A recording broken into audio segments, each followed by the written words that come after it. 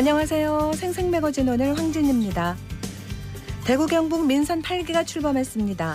홍준표 대구시장은 오늘 오전 국제보상운동 기념공원에서 취임식을 열고 3대 시정 목표인 미래번영, 혁신행복, 글로벌 대구를 향한 비전 선포식을 열었습니다. 재선의 이철우 경북도지사는 민선 8기 대한민국 제도약을 위한 지방시대를 여는데 경북이 앞장선다라는 큰 목표를 제시했죠. 코로나 팬데믹 속에 경제가 흔들리고 안팎으로 힘든 시기, 민선 8기 지방정부가 닻을 올리면서 지역민들이 바라는 점은 더 많습니다. 지역 앞에 놓인 현안들을 보면 무엇 하나 호락호락한 게 없는데요. 특히 대구 경북 통합 신공항, 군위군의 대구 편입, 취수원 다변화, 또 광역교통망 구축 같은 사업은 자치단체 경계를 뛰어넘어서 소통과 협치의 리더십이 있어야 가능한 일들이죠.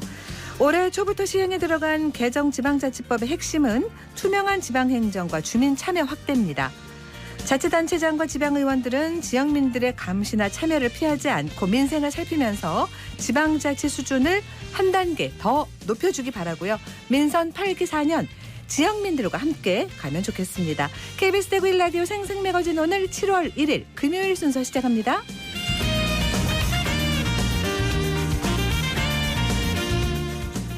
생생매거진 오늘은 대구와 경북 지역민 모두가 함께하는 시사 정보 프로그램입니다. 오늘도 청취자 여러분 곁에 한 걸음 더 가까이 다가갑니다. 안동, 포항, 울릉 연결해서 날씨와 소식부터 전해드립니다. 안동입니다. 오늘도 경북 북부 지역의 하늘 구름 많은 가운데 경북 북부 지역에 내려졌던 폭염특보는 좀 더 확대 강화됐습니다. 한낮 기온 영주 32도, 안동 34도, 청송 35도까지 오르면서 무척 덥겠습니다. 앞으로도 당분간 따뜻한 남서풍이 불어들면서 기온은 오름세를 보이겠고요. 주말에도 푹푹 찌는 날씨 예상됩니다. 수분 섭취 충분히 해주시고요. 온열 질환 걸리지 않도록 건강관리 신경 쓰시기 바랍니다. 의성 패덜드가 한국관광공사의 7월 추천 가볼 만한 곳에 선정됐습니다. 월별로 테마를 정해 테마에 맞는 여행지를 선정하는 한국관광공사는 7월 테마로 반려견 동반 여행을 정했고 의성군을 포함해 6곳을 선정했습니다. 의성 패덜드는 의성군 단북면 노현리 일원에 2020년 개장한 반려견 복합 테마 공간인데요. 총 사업비 119억 원을 들여 방문자 센터와 펫카페, 실내외 도그런, 도그풀 등 반려가족과 일반인들이 즐길 수 있는 공간을 갖췄습니다. 단 안전을 위해 대형견은 셋째 주중과 주말, 중소형견은 나머지 주중과 주말에 입장할 수 있고요. 운영 시간은 오전 10시부터 오후 6시까지로 매주 월요일은 휴관하니까 관심 있는 분들은 시간 잘 확인해 보시고 의성 패덜드에서 반려견과 함께 즐겨보시는 것도 좋을 것 같습니다. 안동에서 전해드렸습니다. 이어서 포항입니다. 경북 동해안 전역에 폭염특보 내려져 있는 가운데 오늘도 덥겠습니다. 한낮에는 34도까지 껑충 뛰어오르겠는데요. 습도까지 오르면서 체감 온도는 더 높겠습니다. 주말과 휴일 비 소식 없이 후텁지근한 날씨가 이어지겠고요. 다음 주 월 화요일에는 장맛비가 내릴 전망입니다. 경북에서 해녀가 채취한 미역으로 수제 맥주가 만들어집니다. 영덕 로하스 수산식품지원센터에서는 경북 동해안 해녀들이 채취한 미역의 추출물을 활용해서 해녀 미역 맥주의 레시피를 개발하고 소비자의 기호와 트렌드에 맞게 맛과 향을 높이는 연구를 하고 있는데요. 포항 호미반도와 경주 문무대왕, 영덕 대게, 울진 왕돌초, 울릉도 독도 등 5개 시군을 대표하는 상징을 브랜드 개발에 활용할 예정입니다. 또 바다를 마신다, 해녀를 느낀다와 같은 이미지를 이용한 마케팅 전략을 수립하고요. 지역의 맥주 축제에도 참가해서 해녀 미역 맥주를 홍보할 계획입니다. 경북에는 모두 1,370명 정도의 해녀들이 있고요. 이들이 채취하는 미역은 전국 자연산 미역 생산량의 53%에 이릅니다. 앞으로 경북 동해안에서는 해녀 미역 맥주를 찾을 수 있도록 해조류 기반의 다양한 사업이 이루어졌으면 좋겠습니다. 지금까지 포항이었습니다. 이어서 울릉입니다. 울릉도와 독도의 하늘은 대체로 맑습니다. 현재 기온은 27도, 습도는 80%입니다. 동해중부 먼바다에는 북풍이 불면서 종일 0.5에서 1.5m의 잔잔한 물결이 일겠습니다. 오늘 여객선은 정상 운항합니다. 민선 8기 울릉군수직 인수위원회가 제46대 남한권 울릉군수가 이끌 새 군정 목표를 행복한 군민, 다시 찾는 새 울릉으로 정했습니다. 또 군정 방침을 군민이 주인인 열린 군정, 함께 누리는 희망복지, 웃음꽃 피는 지역경제, 새로운 가치 농수산업, 매력 넘치는 생태관광으로 정하고 슬로건을 새 희망, 새 울릉으로 선정했습니다. 인수위는 이번에 확정한 군정 방침은 소통과 화합을 중점으로 해 군민을 최우선적으로 생각하고 개척 이래 가장 큰 변화를 맞는 울릉을 새롭게 창조한다는 의지를 담았다고 밝혔습니다. 한편 오늘 오전 10시에는 남한권 군수의 취임식이 열려 취임 선서, 취임사, 군민의 목소리 영상 시청 등이 진행됐습니다. 지금까지 울릉이었습니다.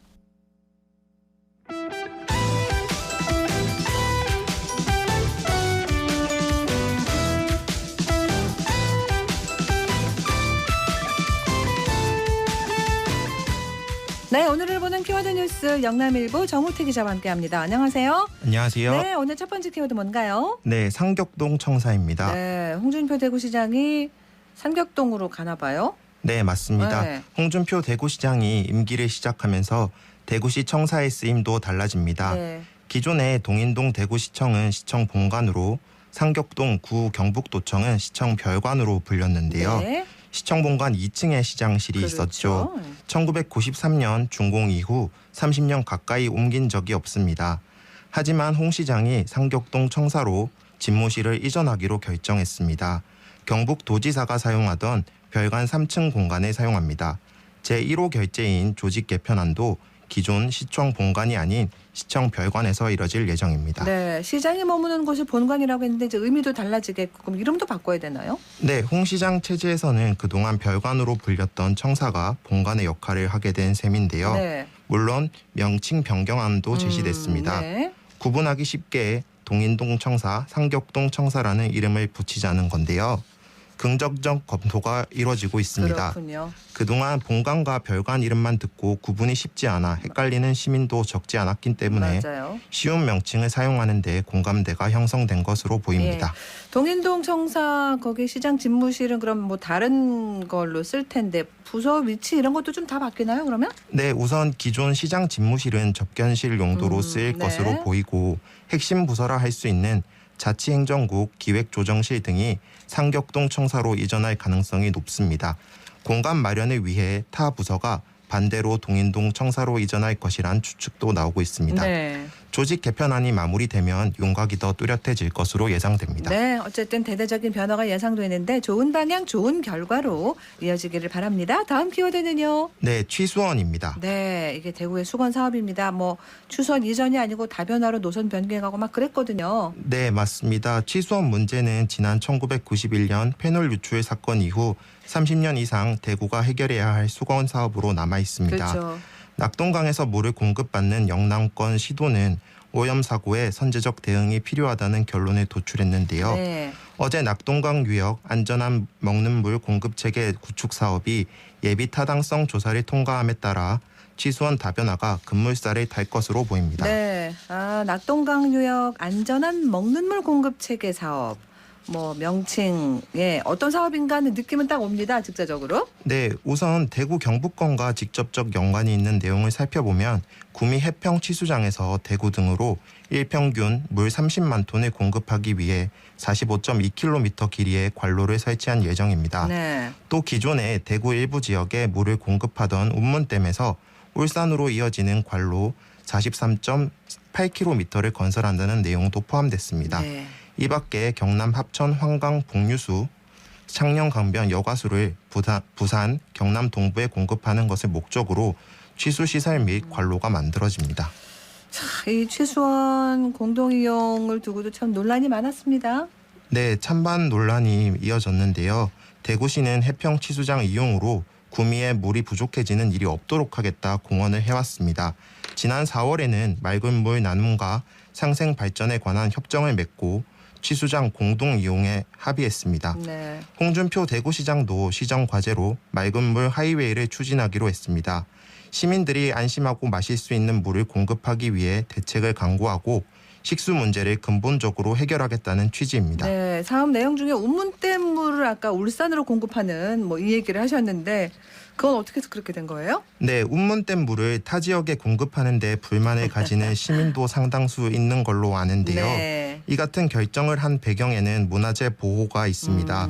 울산 태화강 상류에는 방구대 안각화가 있는데요. 그렇죠. 원시시대 고래잡이 모습이 그려진 최초의 기록으로 가치가 높습니다. 네. 이미 국보 285호로 지정돼 관리되고 있고 유네스코 세계문화유산 등록 절차도 밟고 있지만 울산의 취수원인 사연댐이 인근에 있어 물에 잠기는 날이 많고 이로 인한 훼손도 심각한 상태입니다. 네. 울산시 입장에서도 취수원 다변화가 절실한 상황인 건데요. 그렇군요. 결국 낙동강 유역에 위치한 대구 경북은 물론 부산, 울산, 경남까지 영남권 주민들 모두의 문제라 할 수 있습니다. 맞습니다. 이게 후속 계획은 어떻게 될지 빨리 어떻게 진행이 될지가 가장 궁금해요. 네, 환경부는 신속한 사업 추진을 위해 올 하반기에 기본계획 수립 용역에 착수하고 오는 2024년까지 기본 및 실시 설계, 환경 영향 평가 등을 진행할 예정입니다.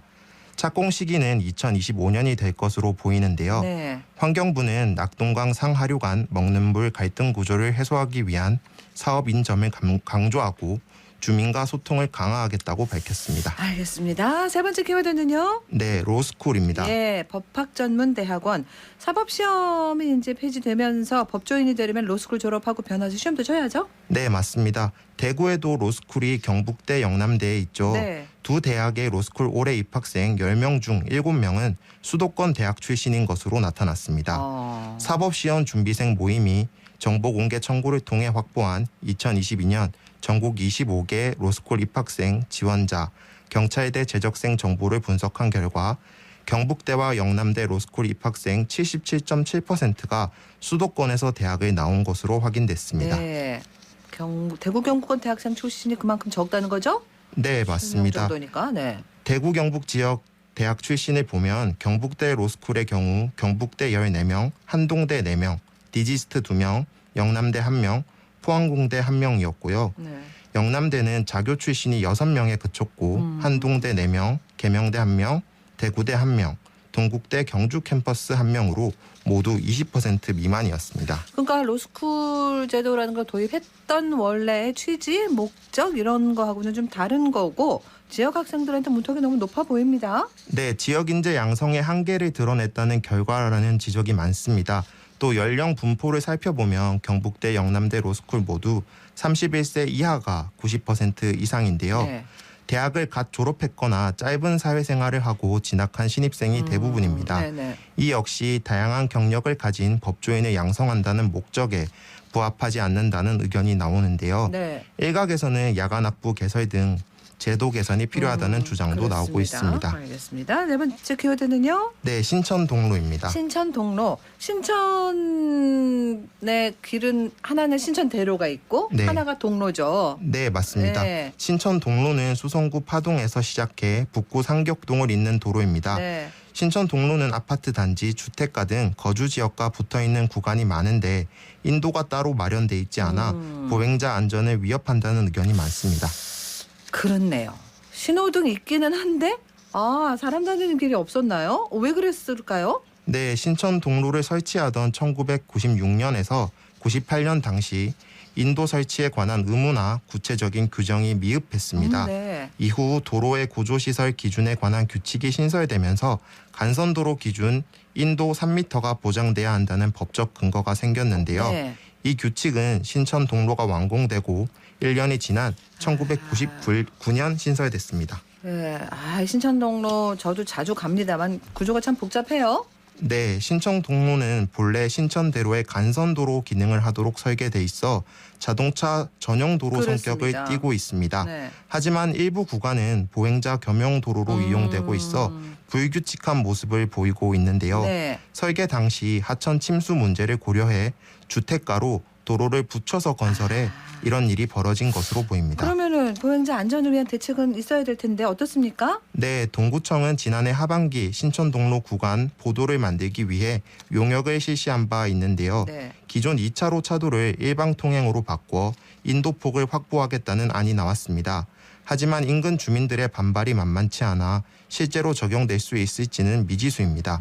전문가들은 교통소통과 보행자 안전을 고려한 대책을 수립해야 한다는 입장입니다. 네, 오늘은 여기까지로 마무리하겠습니다. 고맙습니다. 감사합니다. 오늘 본 키워드 뉴스 영남일보 정우택 기자와 함께했습니다.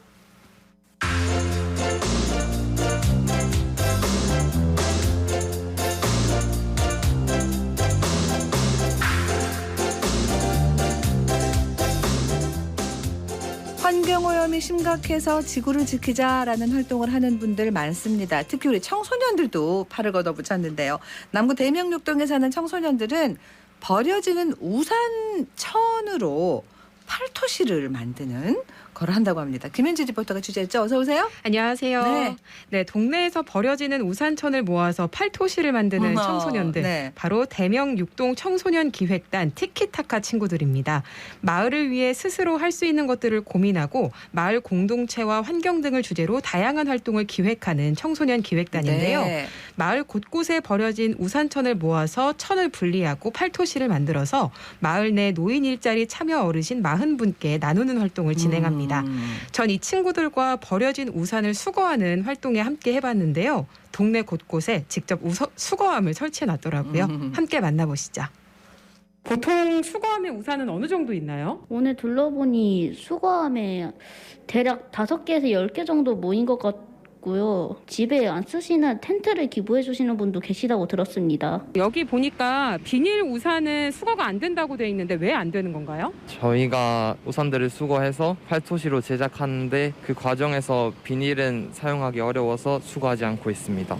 우산천 수거함이 놓인 곳이 5군데라고 들었는데 그 5군데는 각각 어떻게 정해진 거예요? 우리 마을 교육나눔 추진위원회에서 우산 수거함 장소를 정하였습니다. 유동 인구가 많은 곳으로 정하였습니다. 이번 폐우산 업사이클링 활동이 마무리되고 난 뒤에도 학교나 센터에서 지속적으로 이용될 수 있도록 철제 소재의 우산 보관함을 우산천 수거함으로 활용하고 있습니다. 우산천을 직접 수거하러 다녀보니까 어떠세요? 우산천이 생각보다 무겁더라고요. 그래서 어렵긴 했지만 우산천이 팔토시가 되는 걸 보는 게 기대가 돼서 열심히 했던 것 같아요.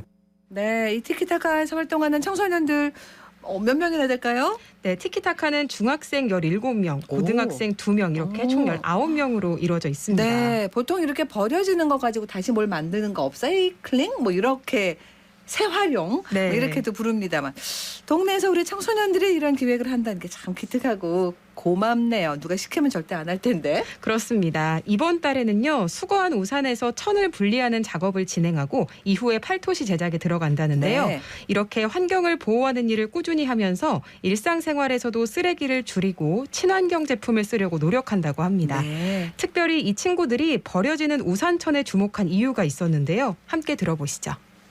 쌓여가는 쓰레기 때문에 비용도 많이 들고 환경오염이 많이 된다고 배웠습니다. 작년에는 남구청에서 지원해주신 폐현수막으로 장바구니를 만들어서 전통시장에 나눔하는 활동을 했는데 생각보다 튼튼하고 받으신 분들도 좋아하셔서 다음에도 꼭 업사이클링 활동이 있었으면 좋겠다라고 생각했습니다. 그래서 올해는 폐현수막과는 또 다른 업사이클링 소재를 찾으려고 고민해 보았고 서울시 한 개구에서 일주일 동안 버려지는 폐우산이 1톤이나 된다는 것을 알게 되었습니다. 폐우산은 재활용이 어려워서 거의 다 일반 쓰레기로 버려진다는 분해 과정이 있었다고 하는데 도대체 얼마나 어려운지 한번 도전해보고 싶었고 분해 과정에서 생기는 우산대는 고철로 재활용하고 방수 기능이 있는 우산천은 팔토시로 재활용하여 쓰레기도 줄이고 환경오염도 줄이고 싶습니다. 저희들의 이런 작은 노력이나 실천이 많이 알려져서 다른 지역의 많은 친구들도 함께 참여하면 좋겠다는 생각에 참여하게 됐습니다. 그리고 저희가 기획한 활동을 보시거나 함께 참여하시는 마을 어른들께서 간식도 챙겨주시고 항상 칭찬해 주시니까 저희 활동의 의미를 제대로 알아주시는 것 같아서 더욱 힘이 나고 보람을 느낍니다. 다른 마을에도 이런 친환경 마을 공동체가 많이 생겨서 주민들이 함께 소통하고 지구 환경도 지키는 계기가 되었으면 좋겠습니다. 그러니까 우산대는 재활용하고 네. 철이니까 그걸 방수되는 건 뽑아서 팔토시 만들고 아유 이렇게 해서 딱 만들어서 어르신들 갖다 드리면 너무 좋아하시겠네요. 그렇습니다. 이 활동은 우리마을 교육 나눔 사업으로 팔토시를 만드는 과정에 대명육동 추진위원회와 주민들까지 재능 기부로 참여한다고 합니다. 네. 마을 전체가 환경을 위해서 적극적으로 나서고 있는데요. 그렇네요. 팔토시 제작에 참여하는 주민들 얘기도 들어보시죠. 저 같은 경우는 아이가 청소년 기획단 티키타카의 회원입니다. 자연스럽게 여러 정보를 얻게 되는데요. 이번에 아이들이 폐우산으로 팔도시를 만든다고 하여 도움을 주고자 참여하게 되었습니다. 왠지 지구 환경을 생각하는 청소년 하면 뭔가 좀 다를 거야 라고 생각하실 수 있잖아요. 근데 아까 보셨듯이 평상시에는 대답도 잘 안 하고 시크한 보통의 사춘기 청소년들과 같은 모습이거든요. 근데 기획단원들이 스스로 직접 준비한 마을 공익 활동에 참여할 때는 눈빛이 싹 달라지면서 진짜 진지하게 임하더라고요. 특히 본인들이 계속 살아가야 할 지구인데 어른들이 무분별하게 자원을 낭비하고 또 자연을 훼손하고 있는 환경 실태를 저희 환경 교육을 통해서 알게 되면 몰라 될 대로 되라 하는 친구는 진짜 거의 없어요. 대신에 대부분 상당히 불편해하고 또 지금 당장 바꿔야죠 라면서 변화의 필요성을 스스로 느끼더라고요. 그래서 지금처럼 아이들의 가족과 또 우리 마을 주민분들께서 티키타카 기획단원들의 활동이 계속 이어질 수 있도록 더 많이 응원해 주시고 적극 동참해 주시면 진짜 더할 나위 없을 것 같고요. 이번 활동으로 버려지는 쓰레기를 재활용해서 다시 쓰는 걸 보면서 뿌듯하고 눈길도 가고 또 나만의 만족감도 들고 이런 활동을 우리 청소년들이 앞장서서 한다는 게 더 멋진 일인 것 같았습니다. 그래서 우리 대구 남구뿐만 아니라 이런 활동들이 조금 더 많이 활성화된다면 지구도 좋아지겠죠? 전 좋아질 거라고 생각합니다. 그렇습니다. 네, 자연과 환경을 생각하는 티키타카의 앞으로의 활동을 응원하고요. 이 친구들의 활동을 통해서 자연과 환경 문제를 생각하는 움직임이 더 많아지길 기대합니다. 그렇습니다. 현지 리포터 잘 들었습니다. 네, 고맙습니다.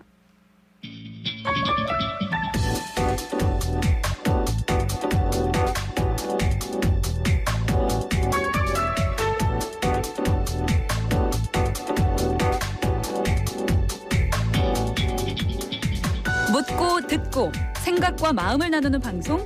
지금 여러분께서는 대구 경북을 보고 듣는 생생 매거진 오늘을 함께하고 계십니다.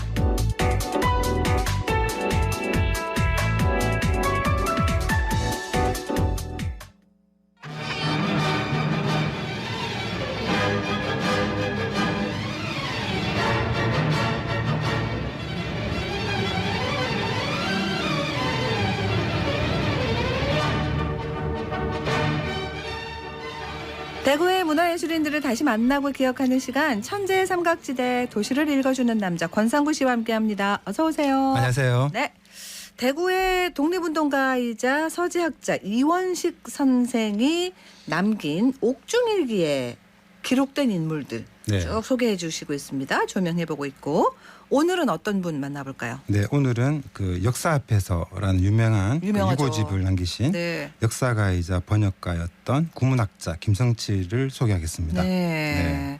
이분은 이제 그 삼각지대, 천재 삼각지대에는 언급이 안 되었지만 그 일기장에 언급된 성악가 권태우의 집에서 아주 가까이 살았었다는 분이고 현재의 위치로 설명하자면 그 대구문화재단, 구대구문화재단의 뒷담길에 사셨다고 합니다. 그렇군요. 천재의 삼각지대에 이름은 안 나왔는데 이렇게 소개를 하시려고 하는 걸 보면 이분은 참 대단한 분이다라는 걸 바로 알 수 있네요. 네. 이분은 1913년에 영천에서 태어나셨다가 당시에 상급학교 진학하시면서 대구로 오게 되는데 당시 대구 고보라고 하면 이제 요즘의 대학 수준으로 보면 되는 거죠. 여기에서 1928년경에 대구 학생 비밀 결사 사건에 연루되면서 퇴학을 당하시게 되죠. 그리고 해방 이후에는 이제 서울 중심으로 이제 생활하시면서 당시에 서울대 사학과 조교수로 근무하면서 한국 전쟁을 목격하게 됩니다. 네. 그리고 1951년에 그 부친 사망으로 고향 영천에 갔다가 이제 피살이 되셨고. 그러게 말입니다. 그게 너무 안타깝습니다. 1951년에 돌아가셨으면은 전쟁 종전이 53년인가 그때 된 거잖아요. 네. 그런데 그 전에 이제 역사 앞에서 라는 걸. 그래서 이제 이 책은 유고집이 되고 시점을 보면 1945년 12월부터 그리고 1951년 4월 초까지 이야기가 게재가 되어 있고요. 이분의 기록에 의미가 있는 것은 당시에 피난을 가지 않았어요. 서울에 그대로 있으면서. 서울에 계셨어요? 네. 그래서 3일 만에 이제 북한 인민군을 맞게 되고 다시 서울 수복이 되면서 대한민국 국군을 또 만나게 돼요.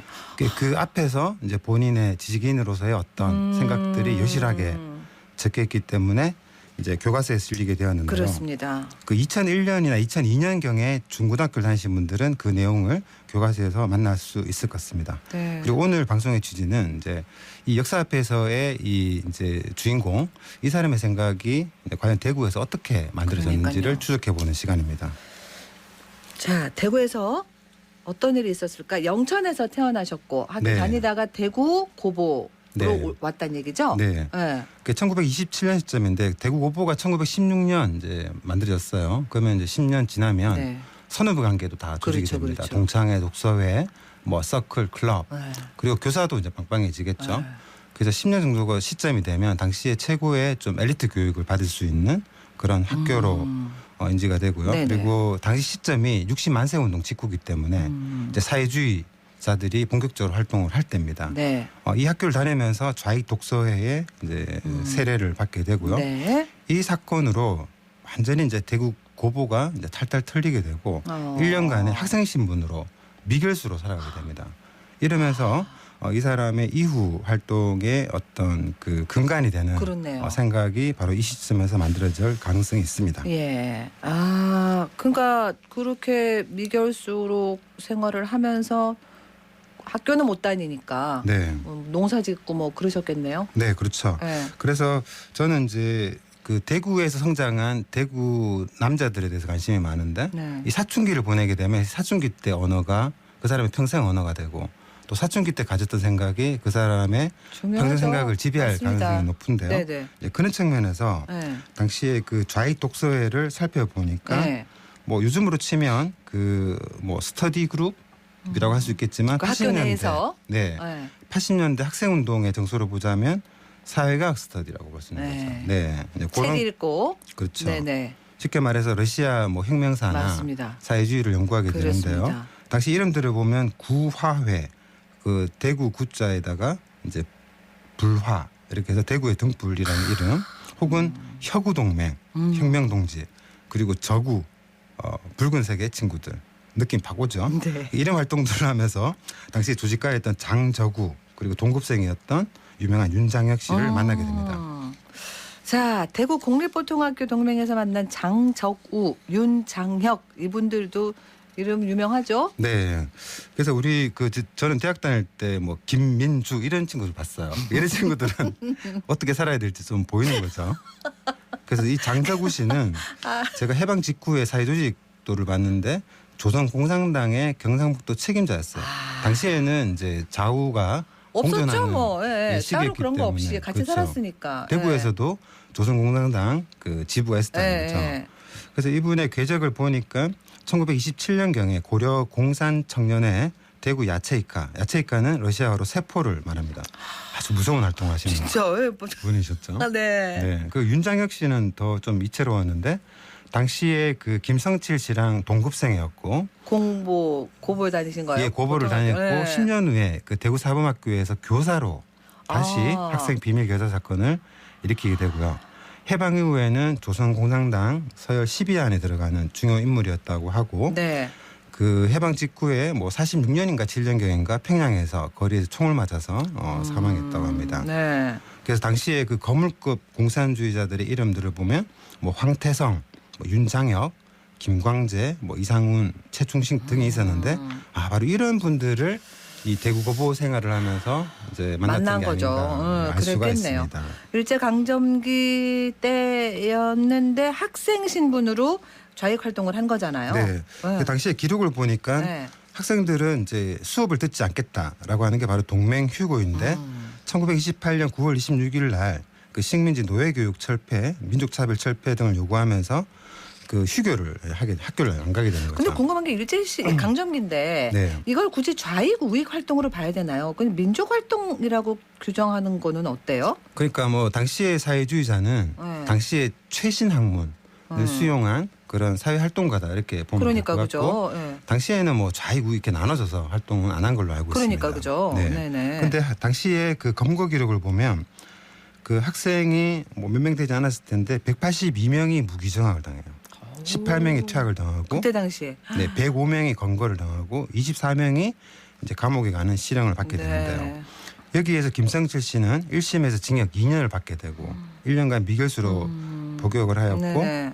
그리고 1930년에 나이가 어리다는 이유로 이제 석방이 되었는데요. 요즘으로 생각해 보면 고등학교 2학년이 이제 2년 판결을 받고 그러니까 실형을 받는다는 거잖아요. 엄청나게 놀랐을 것 같아요. 네. 그래서 자기가 집에서도 다 놀라셨을 거고. 네, 그러니까 자기를 누구를 만나거나 어떤 사회주의 사상을 수용한다는 게 대한민국 사회에서는 이런 의미였구나를 이 어린 나이에 좀 그 실감하지 않았을까 싶고 네네. 이런 경험들이 그 이제 그때 이후에 이 사람들이 어떤 궤적들을 그리는지를 네. 이제 원인이 되게 됩니다. 그러면은 그 고보는 퇴학 네. 당했으면 그 다음에 공부를 아까 서울 가서 하셨다 그랬거든요. 네, 그래서 다시 이제 중학교는 일본 갔다가, 예. 일본 가서 이제 나오게 되고 이제 당시에 요즘으로 지금 서울법대인데 경성 법학전문학교를 이제 졸업하게 됩니다. 그리고 당시에 최고 직장이었던 그 농협의 전신인 금융조합의 이사로 취직을 하게 되는데요. 근데 이 직장에 관심이 있었던 게 아니라 이 사람은 1940년에 펄벅의 대지를 번역 출간하게 돼요. 그 펄벅 대지 읽지 않는 사람도 많은데. 네. 그 요즘도 당시에. 이 책을 번역할 수 있는 사람이 몇 명 정도 될까요? 그냥 그 왜 대명사로 기억만 하는 거죠. 펄벅 대지 이렇게 네. 그냥 그죠. 그러니까요. 그것뿐만 아니라 1941년 팔공산에 응거하면서 용비어천가를 번역했어요. 그래서 최초의 용비어천가 번역자가 됩니다. 네, 대단하죠. 이 지식에 대한 어떤 탐구욕 네, 이런 게 엄청난 분이. 그 본인이 갈 수 있었던 길은 이 길밖에 없었다라고 절감을 한 것 같고요. 네. 그리고 다시 경성대에 복학해서 이제 사학과 조교수가 되면서 그 해방 이후에 한자로만 쓰여진 역사 교과서를 한글로 다시 저술을 해서 조선 역사라고 하는 책을 출간하는데요. 당시에 네. 6만 6천 부가 팔려서 엄청나게 팔렸네요. 해방 이후에 최초의 베스트셀러가 됐다고 합니다. 그러니까 우리 것을 챙긴다, 네. 우리 것을 지킨다 이렇게 하는 활동을 하신 거잖아요. 결국은 네. 어떤 그쵸. 이념이나 이런 걸 떠나서 말이죠. 네. 그렇죠? 그래서 이념이라고 하는 것은 이제 선택할 수 있는 거였지만 선택하기 전에 우리 이제 한국 사회 혹은 한민족이 그러니까요. 무엇을 할 수 있었을까? 맞습니다. 이랬을 때는 그 흘러온 것들에 대한 연구 또 그런 것들을 지금 현재 시민들한테 잘 번역해서 이제 내어놓는 네네. 게 그런 지식인의 자세가 이 사람의 태도가 아니었던가 엿볼 수가 있습니다. 그러면 그 유명한 역사 앞에서는 이제 어떻게 나오게 된 거예요? 네. 그리고 이분이 이제 당시에 서울대 물리과에 이제 지명조사 연구회를 이제 조직하게 되는데, 네. 저는 이 에피소드를 보면 놀랐는데, 지명조사요? 예, 당시에 한자로 된 지명에서 순 한글 이름을 발굴한 연구를 했대요. 저도 지명에 관심이 많거든요. 맞아요. 왜냐하면 맞으시잖아요. 지명에 그 한민족의 정신이 들어가 맞습니다. 있다 이런 표현들이 있거든요. 네. 그래서 좀 관심을 그 당시에 가지게- 지명을 한자에서 한글로 바꾸는 걸 하셨다고요? 네. 그리고 한자 이름이지만 사실 이두 표기라서 이 한글식 지명이 한자로만 표기되었을 풀면 되니까 뿐 또. 원래 그 뜻이 있었다는 거죠. 그렇죠. 그래서 이분한테 관심 좀 가지게 되었고, 예. 그래서 이분이 이제 어떤 뭐 법학, 뭐 사학, 그리고 국문학 상관없이 이제 강의를 좀 하셨는데요. 그 해방 공간 속에서 정신없이 이제 날들을 보내다 보니까 한국 전쟁이 터졌음에도 불구하고 왜 안 이제 내려가셨대요? 서울에 잔류하게 돼요. 왜? 왜냐하면 당시에는 다 친구들이 북한에 올라갔었고 평양에 있다 보니까 크게 낯설지 않았을 것 같아요. 그래서 또 북한에서 인민군이 내려오면 또 조선인이지 않아요. 같은 조선인이니까. 네, 내려갈 필요가 있을까? 어머나. 뭐 그런 생각을 했었지만 네. 이것도 이제 그 어떤 오판으로 해서 그러게요. 이 전쟁에 이분이 휘말리게 됩니다. 네. 근데 그랬다가 또 수복해가지고 네. 북한군은 다시 올라가고 네. 우리 국군이 또 서울에 왔잖아요. 네. 그럼 그 상황에도 본인이 거기 서울에 있었다는 거잖아요. 네. 그래서 이제 결국 이제 그 이분이 서울대학교 이제 교수였으니까 당시에는 남한의 지배계층이면 인민군이 내려오면 어떻게 되겠어요? 그러면 이제 검문의 대상이 되고 네네. 이제 잡혀가는 네네. 게 되는 거죠. 네. 그래서 이분의 기록을 보면서 상당히 놀랐던 게 뭐냐면 오늘은 인민군 깃발을 들어야 되고 내일은 대한민국 깃발을 들어야 된다. 그럼 과연 시민들은 역사 앞에서 무슨 깃발을 들어야 되나 이런 표현을 들었을 때 정말 아주 큰 어떤 그 사상과 어떤 이데올로기에 의해서 경도된 정부가 한 명의 시민에게 어디까지 어떤 요구하는 깃발까지 거지? 요구할 수가 있는지를 보면서 좀 많이 놀랐었고요. 당시 일기 기록을 한번 읽어볼까요? 네. 네. 그들이 상냥하게 웃고 이야기하는 걸 보면 여기서 그들은 북한군이죠. 아무래도 적개심이 우러나지 않는다. 이건 내가 유독 대한민국에 대한 충성심이 적기 때문만이 아닐 것이다. 어제 본 국군과 이들이 무엇이 다르단 말이냐. 다르다면 그들의 복장이 약간 이색질 뿐 왜 그 하나만이 우리 편이고 그 하나는 적으로 돌려야 한단 말이냐. 예. 1950년 6월 28일. 그러니까 3일 후네요. 네. 네. 그 시대의 지식인으로 살아간다는 것의 어떤 고통을 네. 오롯이 느낀 분이셨다. 네, 네. 이런 생각이 듭니다. 지금 우리 시간은 지금 마무리할 시간이 다 됐는데 이 책의 중요함을 우리가 기억을 해야 되겠다라는 얘기시죠? 네. 마무리해 주세요. 네. 그래서 이분은 결국 이제 대구에서 자기 자신의 DNA가 성장하는 과정에서 이데올로기의 무서움을 받고 그럼 지식인은 갈 수 있는 곳들이 어디인가? 끊임없는 지식 추구와 그리고 공부, 사실과 진실 앞에서 한없이 겸손하고 그 정직함을 추구하는 그 자세로 이제 일관되게 살아오셨던 게 아닌가 생각을 해봅니다. 기억해야 할 이름입니다. 네. 자, 천재의 삼각지대 오늘 여기서 마무리할게요. 고맙습니다. 수고하셨습니다. 도시를 읽어주는 남자 권상구 씨와 함께했습니다.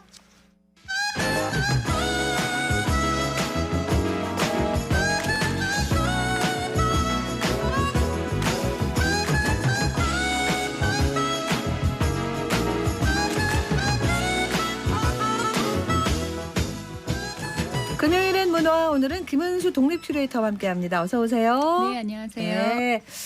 아트페어 끝났습니까? 네, 끝났습니다. 여러 전시가 좋은 게 많고 또 국립 대구미술관에서 또 현대미술가 초대해서 뭐 또 하고 막 이러더라고요. 네, 맞아요. 네, 현재 전국 곳곳에서 좋은 전시가 많이 맞습니다. 열리고 있거든요. 우리 지역에서도 꼭 가보시면 좋은 전시가 있어서 오늘 소개해드릴까 합니다. 자, 가보죠. 먼저 어디부터 가볼까요? 네. 오늘 대구미술관을 네. 중점적으로 볼 건데요. 대구미술관에서 열리고 있는 다티스트 시리즈 전시입니다. 이름이 독특해서 저도 뭔가 하고 봤어요. 네네. 네. 대구미술관이 2021년부터 지역미술 활성화를 위해 만든 전시인데요. 대구 경북 작가 중에서 실험적이고 독창적인 작업을 지속하는 만 40세 이상의 원로 작가, 중견 작가 각 한 명을 선정해서 작가의 역량을 국내에 알리는 프로젝트입니다. 네. 2021년 원로 작가 차계남, 중견 작가 차규선, 정은주 작가를 시작으로 네. 올해는 두 번째 다티스트 전시인데요. 올해는 원로 부분에 이교준 작가, 중견 부분에 박창서 작가가 선정되어 대대적인 전시를 펼칩니다. 네. 다티스트라는 게 이게 그러니까 그 대구랑 아티스트 합해서 하는 거라면서요? 네, 맞습니다. 네. 대구 플러스 아티스트, 즉 대구에서 활동하는 작가라는 네, 네. 뜻이죠. 대구에서 꾸준히 작업 활동을 해온 중견 작가와 원로 작가를 위한 전시를 지역 대표 미술관인 대구미술관에서 전시를 한다는 것이 의미가 큽니다. 그렇습니다. 특히 40세 이상의 작가를 대상으로 한다는 기획이 아주 좋은 것 같습니다. 왜 40으로 정했을까요? 40 이상? 네, 현재 미술계에서 청년 작가들에 대한 지원은 다양한 방식으로 이루어지고 있거든요. 네. 뭐 레지던시라든지 전시 지원이라든지 맞습니다. 다양한 방법으로 이루어지고 있는데 그 청년 작가의 기준이 만 39세까지로 정해져 있어요. 네네. 정작 작품 활동을 가장 왕성하게 하고 숙성되는 시기인 40대에는 지원 프로그램이 그다지 많지 않습니다. 네네. 또한 인생의 단계에서 40대부터는 결혼이라든지 육아, 부모 봉양 등 인생의 무게가 무거워지기 그렇죠. 시작하는 시기잖아요. 네네. 20, 30대에는 미대를 졸업해서 작업을 하다가 그만두기도 하는 경우가 많은데요.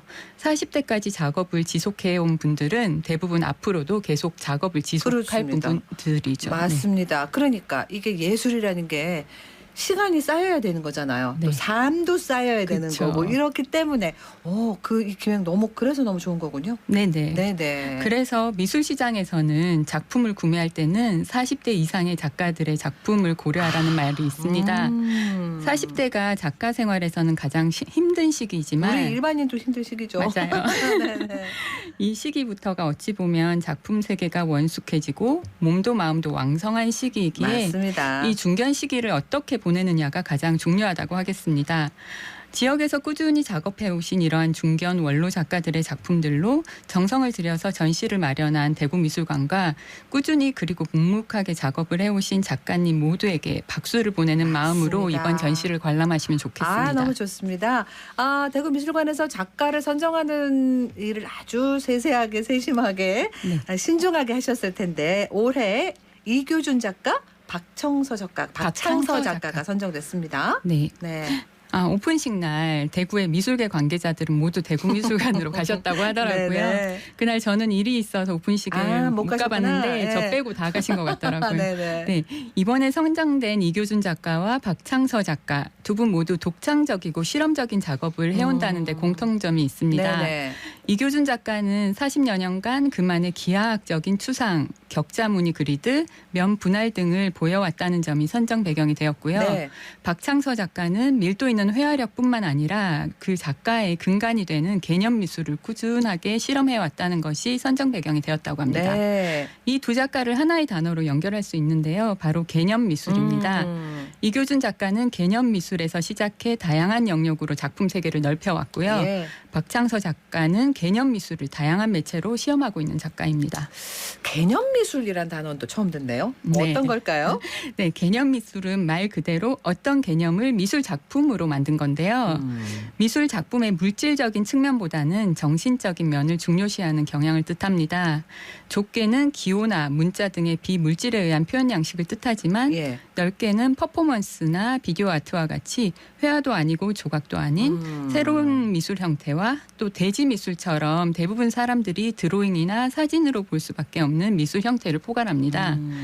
예술가가 생각한 어떤 개념을 전면적으로 드러내주기 때문에 그만큼 범위도 넓고 다뤄줄 수 있는 방법도 다양화되어 있습니다. 생각을 미술로 표현한다고 보면 돼요? 네, 맞습니다. 아, 네네. 그래서 뭐 글자만 되어 있다던가 네. 그런 작품들 보셨죠? 네네. 네네. 네네. 예. 개념 미술이라는 용어 자체는 1960년대 초 미니멀 아트로 대표되는 전후 형식주의 미술에 대한 반대를 기치로 오래됐네요. 나왔습니다. 네. 네네. 과격한 반예술적 이벤트를 시도한 요셉 보이스나 백남준 등의 그 전위 예술 운동이라고 할 수 있는데 플럭서스라는 네, 그룹이거든요. 네. 그 멤버들에 의해 처음으로 사용되었다고 알려져 예. 있습니다. 자, 이 두 분의 작품 어떤 작품들이 있어요? 네. 대구미술관의 2.3 전시실과 썬큰 가든에는 이교준 작가의 작업이 전시되어 있는데 예. 전시명이 라티오입니다. 라티오. 네. 네. 라티오는 라틴어의 어원을 두고 있는데 빵을 사심없이 똑같이 고르게 나눈다는 데서 출발한 단어입니다. 네네. 자신의 작품들도 분할과 분배라는 내용이 주가 되므로 이 제목을 선택했다고 하시는데요. 네네.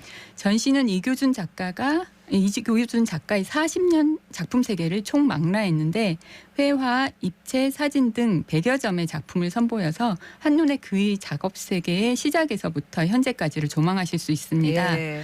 이 전시로 작가가 평생 작업을 통해 추구한 바가 무엇인지 이교준 작가의 작업이 오늘에 이르게 된 연유와 과정을 아실 수 있습니다. 네. 40년 작업 세계라고 하셨는데 지역 미술계의 든든한 버팀목 이라고 네. 할 수 있죠? 네, 맞습니다. 이교준 작가는 1955년생으로 대구 경북의 미술에서 동시대 역사적 흐름의 주요한 기점에 선 핵심 인물 중 한 사람으로 꼽힙니다. 네. 그는 1974년부터 79년까지 열린 대구 현대미술제를 비롯해서 1970, 80년대 한국화단의 주요 현대미술 전시에 참여했습니다. 또 개념미술과 퍼포먼스 등 전위적인 미술운동을 적극 수용해서 대구에서 현대미술이 꼽히는 데 큰 역할을 했다고 평가받고 있습니다. 예. 이분 이교준 작가의 작품 활동이 그러니까 대구의 현대미술사의 흐름의 하나다 이렇게 봐도 무방하겠습니다. 네, 맞습니다. 네, 그리고 박창서 작가의 전시는 어떤 구성이에요? 네. 4.5 전시실에는 박창서 작가의 회화, 설치, 조각 작품 30여 점이 전시되어 있습니다. 네. 전시 제목이 위치, 나, 제한인데요. 예술가인 박창서가 위치와 제한 사이에 놓임으로써 자신이 현재 살아가고 있는 위치에서 예술적으로 던지는 질문과 그 과정이 하나의 제안으로 관객들에게 다가가기를 바라는 마음으로 전시를 구성했다고 합니다. 예. 전시는 위치 섹션과 제한 섹션으로 나눠지는데 위치 섹션은 지금까지 전개된 미술사 가운데에서 현 시대를 바라보는 것이고 이는 작가를 통해서 새로운 질문으로 재생산됩니다.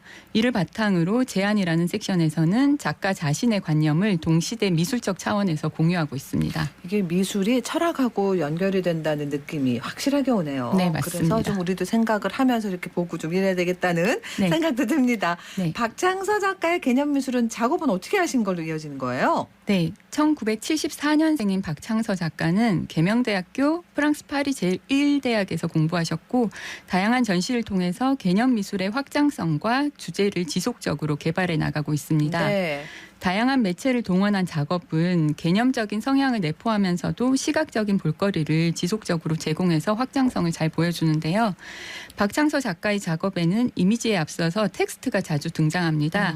주로 자신에게 영향을 끼친 작가들의 말을 자신의 작품에 소환시켜 그것을 현재로 가져와서 다시금 질문을 하는 방식을 택하고 있기 때문입니다. 네. 박창서 작가는 21세기에 어떤 미술이 앞으로 우리에게 다가올 것인지 또 어떤 미술이 우리의 미래를 열 것인지에 대해 고민할 수 있는 작업을 하고 싶다고 합니다. 아유, 네. 이렇게 대구미술관이 지역 작가 두 분의 전시를 이렇게 정성껏 준비하고 또 많은 분들이 가서 또 같이 보고 공감하고 그러는 걸 보면은 다른 분들에게도 또 작가들에게도 응원이 되겠습니다. 네, 그렇습니다.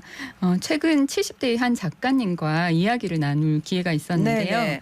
그 작가님 말씀으로는 70대까지 작업을 이제 지속해 보시니 60대까지는 모두 청년 작가라고 하시더라고요. 진정한 작품 세계는 70대부터라고 하시네요. 명언이십니다. 네. 아. 이번 전시에서 원로 작가, 중견 작가로 구분을 해서 명명하지만 그 70대 작가님의 개념으로는 모두 청년이다. 네, 청년 작가들인 거죠. 네. 이번 전시를 하시는 두 작가님들 지금까지도 너무 잘해 오셨지만 아직 청년 작가이시니까 그렇습니다. 더욱 열정적으로 작업하시길 기대해 봅니다. 그리고 대구에서 활동하시는 모든 작가님들께 존경과 응원 박수를 보냅니다. 네, 오늘 여기로 마무리할게요. 고맙습니다. 네, 감사합니다. 김은수 독립 큐레이터와 함께했습니다.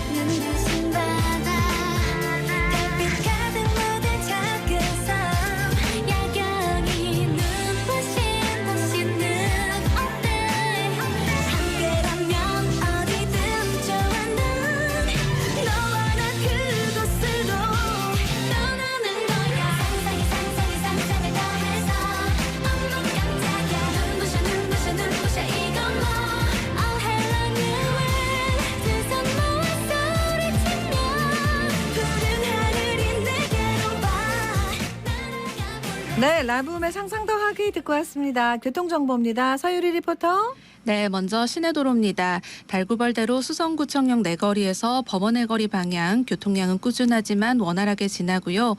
국채보상로 동신교에서 용산 우체국 내거리까지 긴 구간 속도 더디게 지납니다. 태평로 교동 내거리에서 대구역 내거리 방향 정체 없이 통과하고요. 달성로 신남 내거리에서 동산 내거리 방향 흐름 좋습니다.